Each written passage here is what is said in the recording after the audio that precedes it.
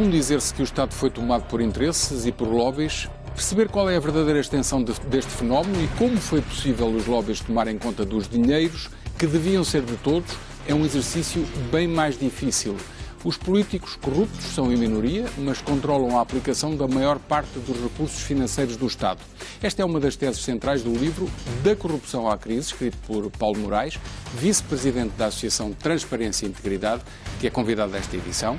E também tema para a conversa com o Rui Cardoso, presidente do Sindicato dos Magistrados do Ministério Público. Meus senhores, obrigado por terem vindo. Obrigado. Vou começar por si, Dr. Rui Cardoso. Eu tenho aqui um artigo que é de uma revista norte-americana, que é The Atlantic, que publicou um artigo sobre Portugal na edição de junho, que diz o seguinte: diz que o mistério sobre o facto de Portugal estar condenado em termos económicos reside na corrupção e na excessiva regulamentação que leva as PME, as pequenas e médias empresas, a não quererem crescer. E depois o articulista desenvolve dizendo que Portugal teve uma das mais calmas catástrofes económicas de que há memória, é curiosa esta expressão. O país cresceu menos entre 2000 e 2012 que os Estados Unidos na Grande Depressão dos anos 30, ou o Japão na chamada década perdida, portanto na década anterior, 2000 a 2010, e sublinha que o que separa Portugal dos outros países é a cultura das pequenas empresas que está sujeita à excessiva regulamentação ou burocracia e à corrupção que lhe está associada. Isto é, os empresários querem desenvolver-se, mas têm medo daquilo que lhes pedem em termos de administração pública, em termos de licenciamentos e das retaliações quando não querem entrar nos esquemas.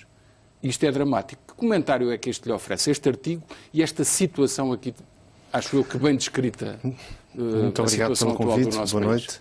Não consigo, obviamente, digamos, ter dados que permitam confirmar a afirmação que é feita. Sei, porém, o seguinte, tem havido uma cultura em Portugal de tolerância com estes fenómenos. Tolerância. Tolerância. Penso que não é tanto hoje como foi noutros tempos, mas que ainda haverá. Era uma prática que, como dirá o articulista, em tempos e durante muito tempo foi aceite como sendo um custo de negócio. Algo que é típico de países em desenvolvimento ou subdesenvolvidos, existiu em Portugal, existirá ainda em parte. Aquilo que é preciso, nesta altura, da minha perspectiva, não podendo entrar nas questões económicas para as quais não estou habilitado a falar, é garantir às pessoas uma grande ou total confiança no sistema judiciário. Ou seja, isso é possível, é desejável, pode melhorar-se.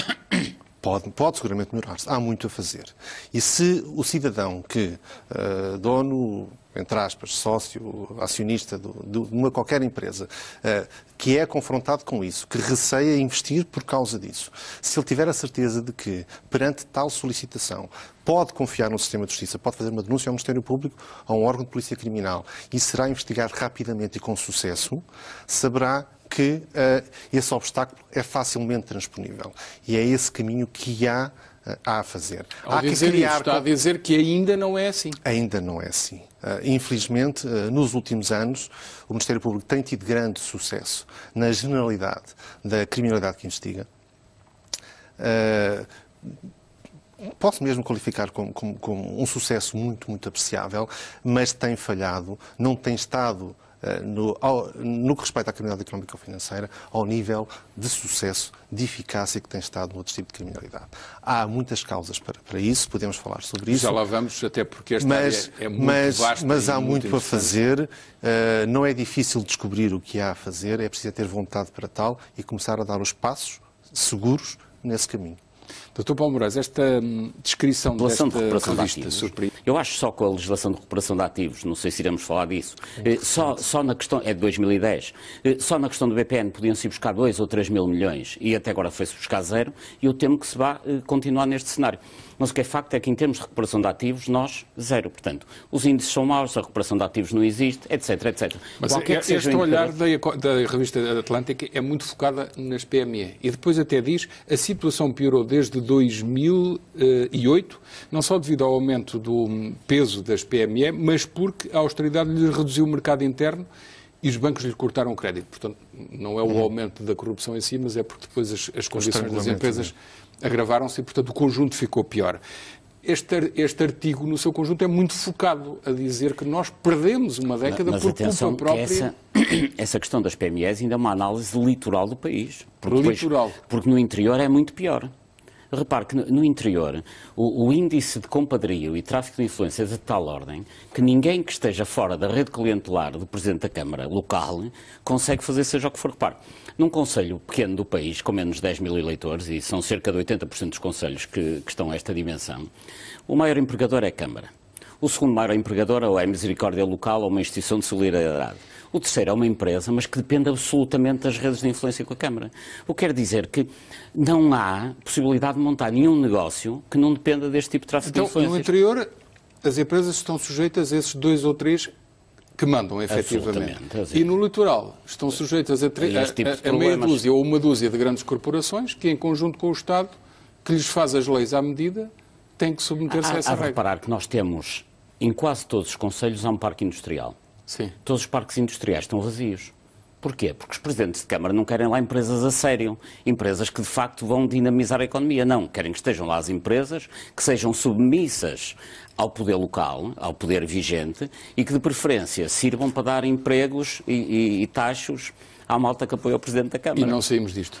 Absolutamente. Porque é que não há parques industriais porque as pessoas não querem investir? Não, porque um verdadeiro empresário não pode investir num pequeno concelho porque sabe perfeitamente que a sua atividade vai depender muito do poder local vigente e, além disso, nem sequer pode ter recursos humanos de qualidade porque vai ter que colocar como empregados aqueles que forem indicados pelo Presidente da Câmara lá da Terra. Dr. Rui Cardoso, cito um editorial de Helena Garrido, diretora adjunta do Jornal de Negócios da semana passada, que tem por título "Do país e do sítio mal frequentado". E leio uma frase que é: cabia às élites económicas e financeiras perguntarem o que podem fazer pelo seu país e fazerem mesmo. Era tão fácil se cada um, na economia e nas finanças, não quisesse manter os rendimentos e rendas elevadas a que se habituou com direito próprio.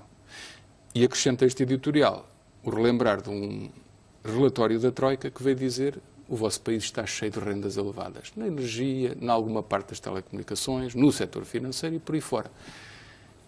O senhor, eu peço-lhe que faça uma abordagem a este texto e a esta declaração, não só como magistrado, mas como cidadão. Como é que se sente? Eu acho que é uma análise fria e objetiva. Eu, como cidadão, sinto muita coisa. Estou aqui noutra qualidade. Eu sei, numa qualidade nós nunca deixamos de ser cidadãos. Obviamente, não. Eu não me separo assim tanto. Certo. De qualquer forma, tenho um dever de reserva sobre algumas coisas em concreto. Mas, e vamos respeitá-lo. Sim, mas que poderei comentar. Sobre uma das coisas de que falou das rendas, eu cheguei a propor publicamente, dizendo que, no caso das PPPs, o que havia a fazer era, por ato legislativo, invocando as circunstâncias que existiam no país, por ato legislativo, por exemplo, da Assembleia da República, dizer que todas as taxas de rentabilidade interna de qualquer negócio, de qualquer parceria pública ou privada, seriam reduzidas, teriam um teto máximo de acordo com os usos de mercado. Portanto, seriam reduzidas para valores razoáveis. Valores razoáveis de uso de mercado. O senhor chegou a dizê-lo, mantém? Sim, por ato legislativo era muito fácil, porque os atos legislativos seriam mesmo por lei, por exemplo, do Parlamento, no âmbito de uma lei de orçamento de Estado qualquer. Já não me lembro em que ano o propus, talvez o ano passado, escrevi-o e depois referiu também numa entrevista a um jornal. Entretanto, houve renegociações, mas as rendas mantêm-se elevadas. Mantém essa sugestão? Mantenho essa sugestão, porque e há um ato legislativo... sustentação legal para o fazer? Esse ato legislativo as leis só não são aplicáveis se forem desconformes com a Constituição, como nós sabemos. Por isso, ou era inconstitucional ou não era inconstitucional. Faça todo o circunstancialismo existente no país económico que fundamentou algumas posições do Tribunal Constitucional. E se nós podemos recordar aquelas que, digamos, que ofenderam mais, entre aspas, o Governo, mas também houve outras em que a posição do Governo teve a tutela, entre aspas, do Tribunal Constitucional. Ou seja, essas circunstâncias excepcionais permitiram que fossem tomadas medidas excepcionais, nomeadamente redução de salários. Tudo isso fundamentaria que também as mesmas circunstâncias que por ato legislativo se fizesse essa redução. E não foi feito no caso das parcerias público ou privadas? Nunca foi feito. Não foi feito como é público. Sim. O que é que haveria, obviamente, riscos dir-me-ão de perda de credibilidade do Estado português, de retaliação do sistema financeiro, que sabemos está sempre por detrás do parceiro privado nisto. Ainda bem que diz isso, porque eu ia perguntar-lhe precisamente nesse sentido. É o chamado houve Ultimate coragem. Beneficial Owner, o UBO, está sempre lá. Houve muitos cidadãos portugueses, muitos, que foram muito sacrificados. E a taxa de desemprego... Estão a ser? Que estão a ser ainda, a taxa de desemprego que revela isso, a redução de salários e tudo mais. Mas é um facto que houve sempre proteção de outros, em que não se tocou a sério. Não houve uma distribuição equitativa dos sacrifícios que eram necessários para, digamos, recompor o país. Ainda estamos a tempo. E pergunto-lhe eu, e na área da energia, em que somos todos convidados a pagar uma fatura exorbitante porque se entrou em políticas de aposta em renováveis, que são todas altamente subsidiadas, à nossa custa, garantindo lucros, e não está em causa o princípio do lucro, mas o exagero desse lucro à custa de nós todos. Recomenda o mesmo tipo de iniciativa legislativa? Tudo isso acontece por uma coisa só, vontade política de quem tem o poder legislativo e executivo. Mas os que tinham e permitiram esses negócios já não estão no poder. Mas os que estão agora mantêm-no. Então está-me a dizer que são coniventes. Não o alteram. Agora, levando isso um pouco para a minha área, o que é que o sistema judicial, o que é que o direito tem a fazer sobre isso? Ou melhor, o sistema judicial, aplicando o direito, tem a fazer? Muito pouco. Porque isso são atos políticos, são atos legislativos ou não, e que não há capacidade de intervenção.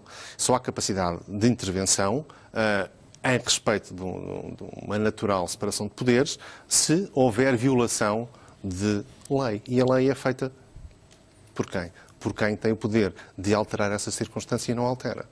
Ou então, seja, deixe-me traduzir por palavras simples de jornalista, de cidadão. O país assiste a uma luta entre alguns grandes e muitos pequenos, em que o Estado, em lugar de ajudar os pequenos, reforça as leis que favorecem os grandes. Está mal colocado e é demasiado simplista esta minha análise? Não sei se não reforça, simplesmente não atua, não faz aquilo que poderia fazer. Deixa correr. Porque não tem vontade de o fazer. Simplesmente então isso. Só isso. Sim. Agora, isto é corrupção?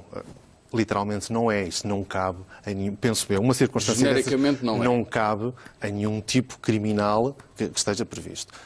Não cabendo, e para caber ou não, tem que ser criado. Quem é que o cria? O Poder Legislativo. Já lá vamos a figuras que poderiam ser criadas e que poderiam permitir perseguir este tipo de práticas quando elas configuram alguns indícios.